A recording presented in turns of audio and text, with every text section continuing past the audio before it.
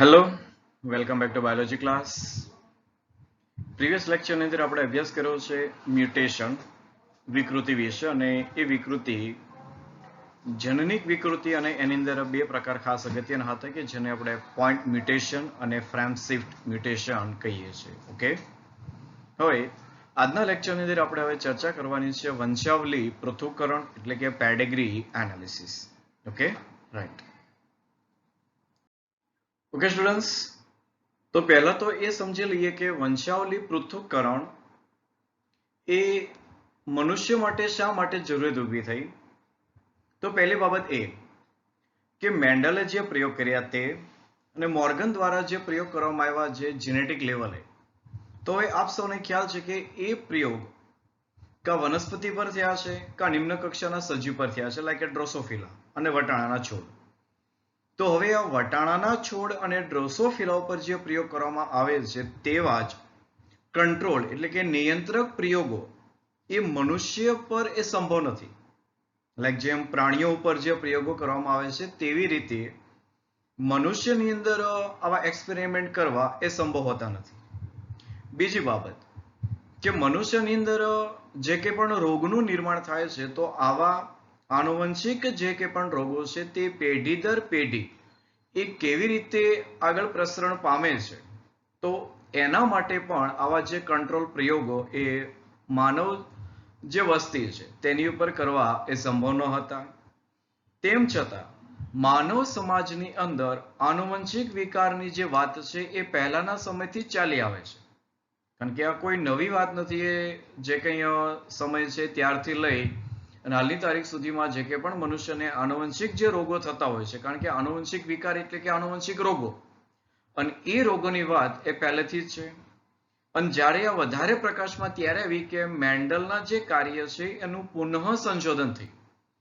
એટલે તેનો આધાર એ હતો કે કેટલાક કુટુંબની અંદર વિશિષ્ટ લક્ષણોની આનુવંશિકતા એ મેન્ડલના કાર્યોના પુનઃ સંશોધન પછી મનુષ્યની અંદર વારસાગત લક્ષણોનું અનુકરણીય નમૂનાના પૃથ્થકરણની શરૂઆત થઈ.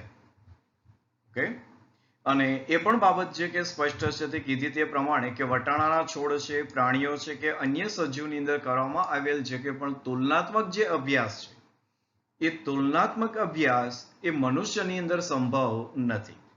ઓકે, અને એટલા માટે જો એક જ વિકલ્પ રહી જાય કે વિશિષ્ટ લક્ષણની જે કે પણ આનુવંશિકતા છે એના સંદર્ભે એનો જે વંશ છે, ઓકે, એના ઇતિહાસનો અભ્યાસ કરવામાં આવે.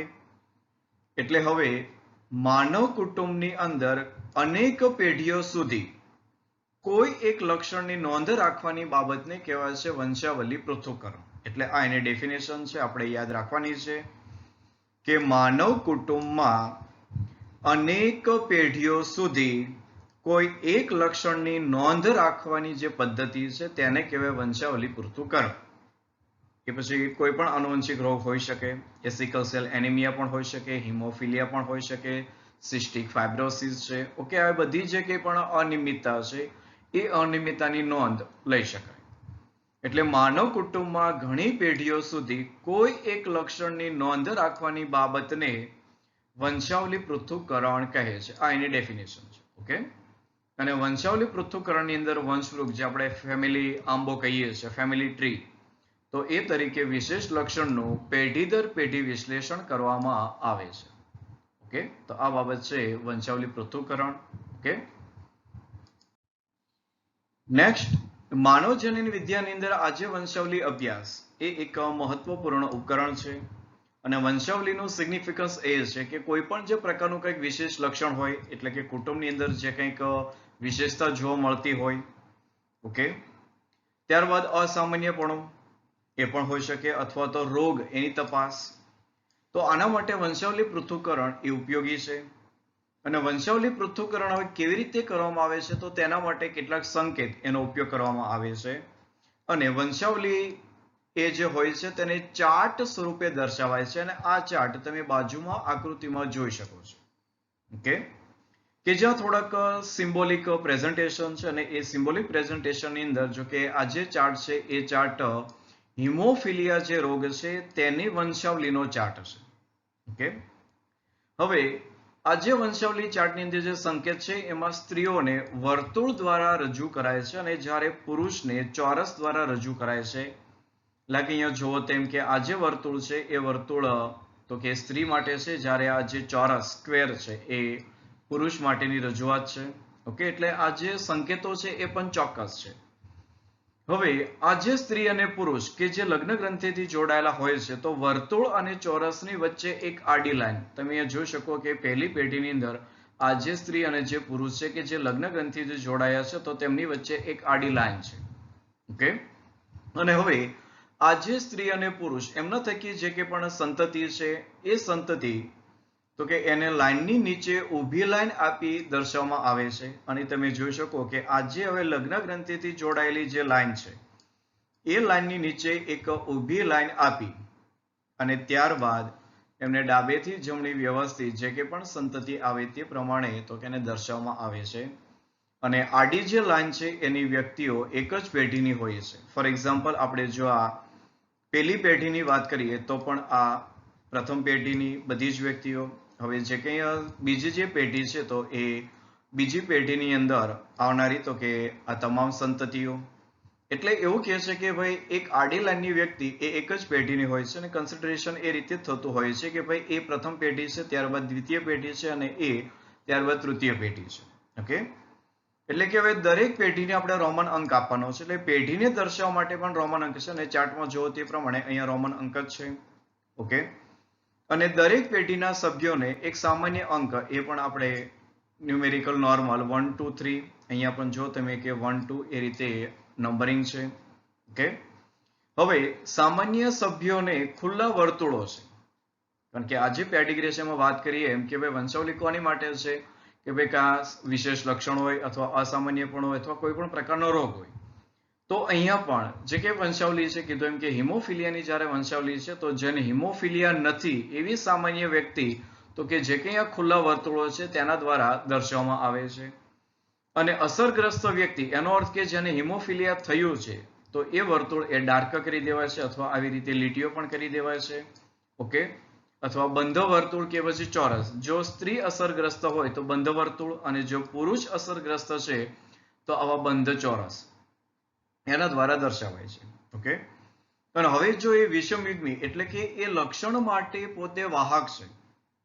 ઓકે, તો એવા વ્યક્તિને અથવા સભ્યોને એ વર્તુળ કે ચોરસ એનો અડધો ભાગ એ ખાલી રખાય છે અથવા અડધો ભાગ બંધ છે, વોટ એવર જે કહી શકો તે.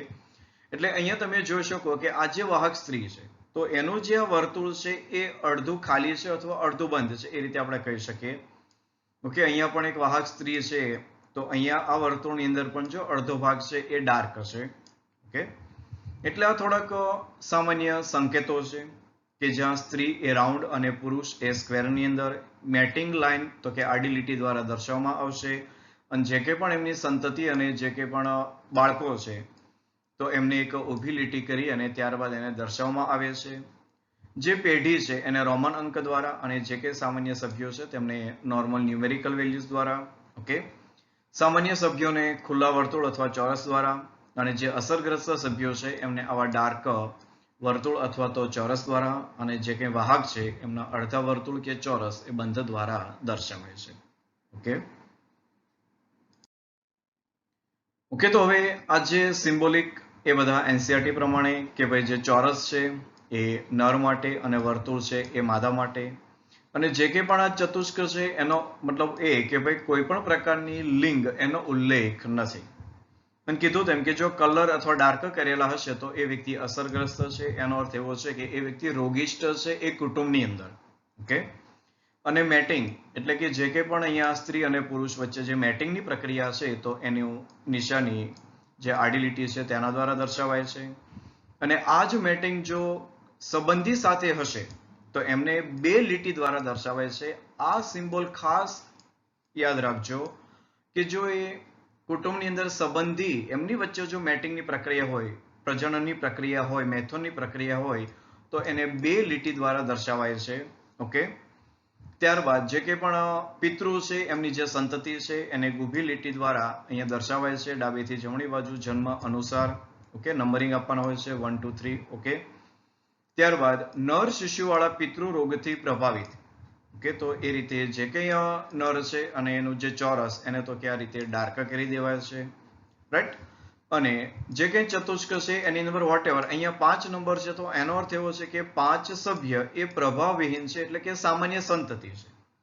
જ્યારે ઘણી બધી સંતતિને આ રીતે ન્યુમેરિકલમાં બતાવી દે, ફોર એક્ઝામ્પલ માનો કે એક કુટુંબની અંદર 8 એવી વ્યક્તિ છે કે જે અસરગ્રસ્ત નથી, તો એનો અર્થ કે આવી રીતે ચતુષ્કની અંદર 8 દ્વારા એ લખી શકાય છે. અહીંયા માત્ર એક ઉદાહરણ માટે એવું છે કે ભાઈ 5 એની જગ્યાએ 2, 4 વોટ એવર નંબર આવી શકે, પણ ચતુષ્કની અંદર આ જે નંબર છે એનો અર્થ એ છે કે ભાઈ પ્રભાવવિહીન અથવા તો એ સામાન્ય સંતતિ છે. Okay, right. ત્યાર પછી ફોર એક્ઝામ્પલ માનો કે કુટુંબની અંદર આઈડેન્ટિકલ ટ્વિન્સ છે. ફોર એક્ઝામ્પલ આપણે આઈડેન્ટિકલ ટ્વિન્સની જો વાત કરીએ તો આઈડેન્ટિકલ ટ્વિન્સને બતાવવા માટે જે કંઈ પણ આ ટ્વિન્સ આ જે બંને છે એમને અહીંયા સાથે રાખીએ ને ત્યારબાદ એમને આ રીતે ઉપર ચિહ્ન આપી દેવાય છે. તો આવા જે ટ્વિન્સ છે એ ટ્વિન્સ એ આઈડેન્ટિકલ છે. ઓકે, અને જ્યારે નોન આઈડેન્ટિકલ ટ્વિન્સ છે તો એમને પણ આ રીતે રાઉન્ડ કે ચોરસ વોટેવર જે દર્શાવાય એ રીતે પણ ઉપરથી માત્ર આ રીતે એક જ ત્રિકોણ જેવું એ દર્શાવાય છે માત્ર. તો આ છે નોન આઈડેન્ટિકલ, અને જ્યારે આઈડેન્ટિકલ હોય છે ત્યારે વચ્ચે આ રીતે લીટી કરી દેવાય છે. એનો અર્થ થઈ જશે કે આ જે ટ્વિન્સ છે કેવા છે, આઈડેન્ટિકલ છે. ઓકે, તો ફોર એક્ઝામ્પલ માનો કે વંશાવલીની અંદર જે કંઈ પુરુષ છે એ પુરુષનું જો મૃત્યુ થઈ ગયું હોય તો એને આ રીતે જે કંઈ સિમ્બોલ છે એની અંદર આ રીતે એક ઊભી લીટી કરી દેવાતી હોય છે. એટલે એનો અર્થ એવો છે કે હવે એ વંશાવલીમાં આ નર એ મૃત્યુ પામ્યા છે. અને સેમ એવું માદા માટે કે જો એ માદા મૃત પામી હોય વંશાવલીની અંદર તો એને પણ આ રીતે એક ત્રાંસી લીટી કરી દેવાય. એનો અર્થ એવો છે કે વંશાવલી ચાર્ટની અંદર આ સભ્ય હવે રહ્યા નથી, મતલબ કે એ મૃત્યુ પામેલા છે. ઓકે, તો આ થોડાક સિમ્બોલ છે અને એ સિમ્બોલ આપણે નીટ માટે પણ યાદ રાખવાના છે. Okay, right.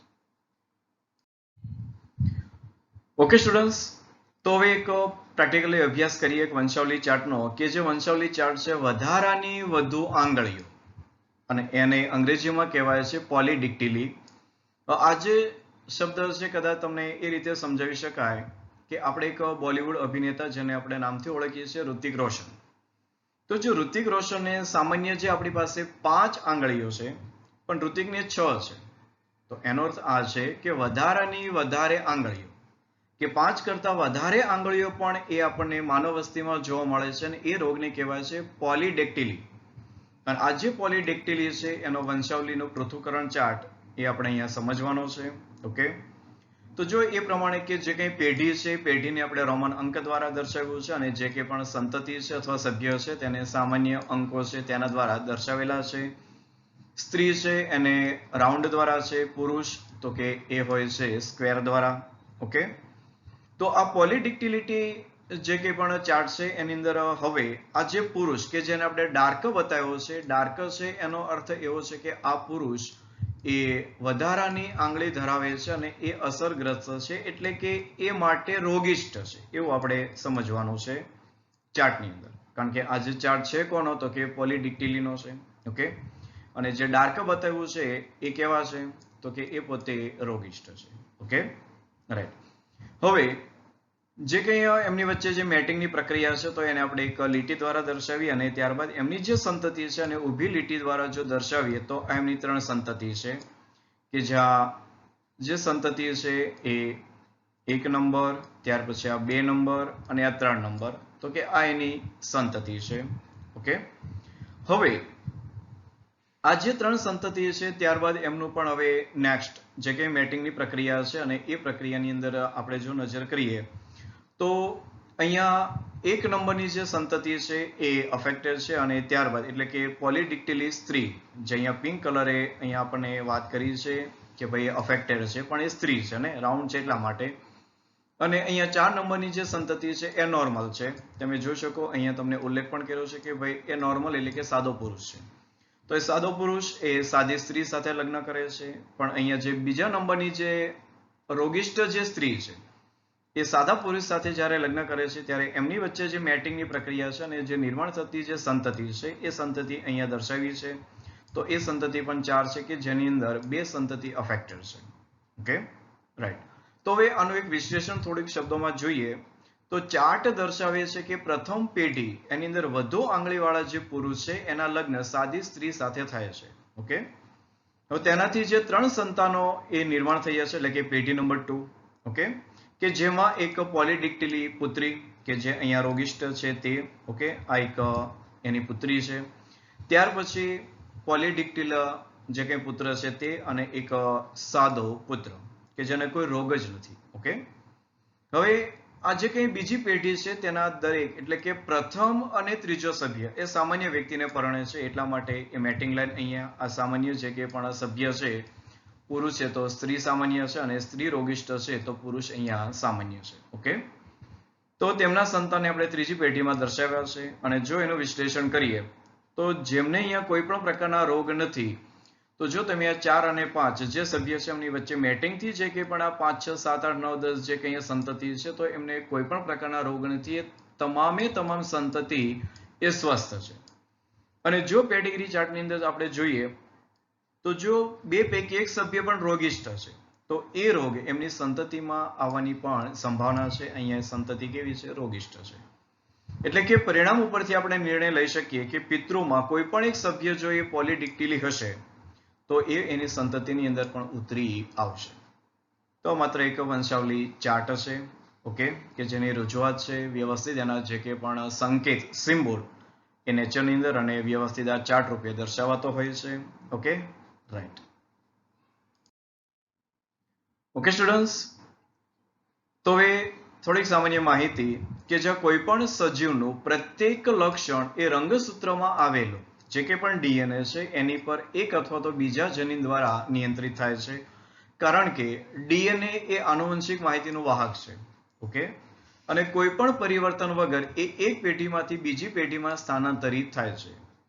હા, એ બાબત આપણને ખ્યાલ છે પ્રીવિયસ લેક્ચરની અંદર આપણે જે વાત કરી તે મ્યુટેશન, વિકૃતિ, કારણ કે એમાં પરિવર્તન આવી શકે છે. તો ક્યારેક હવે પરિવર્તન કે પછી રૂપાંતરણ પણ થતા રહેતા હોય છે અને આ પરિવર્તનને આપણે નામ આપી દીધું છે વિકૃતિને. ઓકે, અને મનુષ્યની અંદર કેટલાક વિકાર એવા પણ જોવા મળ્યા છે કે જેનો સંબંધ રંગસૂત્ર અથવા જનીન એના પરિવર્તન પર હોય છે. ઓકે, એટલે કે એ પ્રકારે જનીનની ખામી હોય છે. એટલે મ્યુટેશન, જે આપણે ફ્રેમ શિફ્ટની વાત કરી, પોઈન્ટ મ્યુટેશન છે, ડિલીશન, ઇન્સર્શન, ટ્રાન્સલોકેશન. ઓકે, આ બધા કોઈ કારણસર આવી પ્રકારની વિકૃતિ આવી શકે. લાઈક ક્રાઇડુ ચાર્ટ છે, ફિલાડેલ્ફિયા સિન્ડ્રોમ છે. ઓકે, ત્યારબાદ ટે સેટ ડિઝીઝ છે, પોલિડેક્ટિલી છે, સિકલ સેલ એનિમિયા છે. તો આ જે રોગ છે હિમોફિલિયા. ઓકે, તો આવા જે કંઈ જનીનની અંદર જે કંઈ થોડી ઘણી વિકૃતિ થવાની છે તેને લઈ અને આવા રોગ થતા હોય છે. Okay, right. ઓકે સ્ટુડન્ટ્સ, તો આ જે લેક્ચર છે તેની અંદર આપણે એક વિડીયો એનિમેશન રાખ્યું છે અને એની અંદર જે પ્રીવિયસ લેક્ચરની અંદર મ્યુટેશન અને આ લેક્ચરની અંદર તો કે પેડિગ્રી એનાલિસિસ બંનેનું સંયુક્ત કોમ્બિનેશનમાં. ઓકે, તો એ જોવાનું ચૂકતા નહીં. રાઈટ. હવે નેક્સ્ટ લેક્ચરની અંદર આ જે 2 લેક્ચર છે મ્યુટેશન આધારિત અને પેડિગ્રી એનાલિસિસ, તેને આધારિત આપણે એમસીક્યુ ની એક રિવિઝન ટેસ્ટ છે. ઓકે, એના માટે આપ સૌએ તૈયારી કરવાની છે અને આ રિવિઝન ટેસ્ટ માટે આપ સૌને ઓલ ધ બેસ્ટ. તો મળીએ હવે નેક્સ્ટ લેક્ચરની અંદર. ત્યાં સુધી આપ સૌને ફરી all the best and have a nice day and thank you. Few images of people suffering from various hereditary disorders. A hereditary disorder is a condition that is genetically passed on to one's offspring. For a long time, human beings have been aware that certain disorders are passed on from one generation to another. Yet it was primarily after the rediscovery of Mendel's work that studies pertaining to the inheritance pattern of traits in human beings began.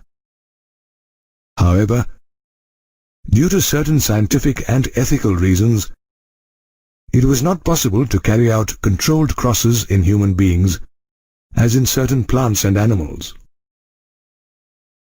In such a situation, the only alternative was to study a family's history to understand the inheritance of a particular trait. Such a genetic analysis of a trait that is traced through several generations of a family is known as pedigree analysis. This analysis plays a very important role in tracing the inheritance of abnormal traits. A pedigree analysis involves using a pedigree chart with standard symbols to represent the inheritance of a particular trait. A few of these symbols are as shown. The standard symbol representing a male is a square, and that for a female is a circle. A rhombus is used in case the sex is unspecified, and a filled square, circle, or rhombus is used to represent an affected individual. Mating is indicated by a single line, and mating between relatives by a double line. Parents are placed above and children below, as shown. However, a parent with a disease-affected male child is represented differently, and 5 unaffected offspring are represented by a number within the rhombus. Identical twins and non-identical twins are represented as shown. Whereas a heterozygous male is represented by a half-filled square and a heterozygous female by a half-filled circle. A circle with a dot in the center represents a carrier, and the death of a male or female is represented as shown. Pedigree analysis helps trace alterations in genes. Let us learn about these alterations and the reasons for the same. It is the genes in the DNA helix of a chromosome that contain information regarding inheritance, or in other words, information such as height, color, and even diseases that an individual is prone to. This DNA helix is in a highly supercoiled form and runs continuously from one end of a chromatid to the other. Also, each DNA helix contains the genetic information required for the functioning and development of all living organisms, and is thus passed from one generation to the next. However, on rare occasions, such as recombination and mutation, changes or alterations do occur in the genetic material, which alter the chromosome. Mutation in genetic material leads to changes in the genotype and phenotype of an organism. Mutations in the genetic images of people suffering